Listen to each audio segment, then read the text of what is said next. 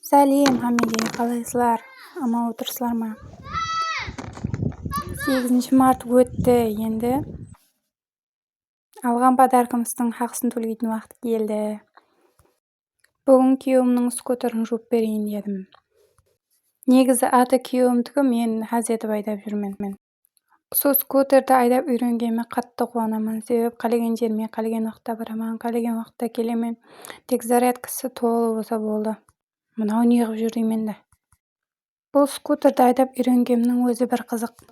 Жақында парақатпен бір ұрсып, кранға неге кірлерімді апарып бермесең деп ашуланып, кладовкада тұрған скутерді хаз көтеріп жіберіп, сыртқа шығарып, бір айдап кеткенім бар енді. Содан бері мен қалдырмай айдап жүрмін. Аты күйеуімдікі, айдау менікі. Өзім айдаймын, өзім тазалаймын. Төркініме қалесем 1 сағат, жарты сағатта хаз етіп айналып келе аламын. Кранға кірімді апарамын. Бақшадан баламды алып келемін. Магазинге жүгіріп барып келемін. Жүгіріп барып келемін деген қалай кетті. Магазинге айдап барып келемін. Содан бүгін күйеуім скутердің жақсылап жуып қой дегенсін, жүгіріп барып жуайын, тазалайын деп отырған ойым оянды. Лайк басып, комментарий жазып, қол алып кетер.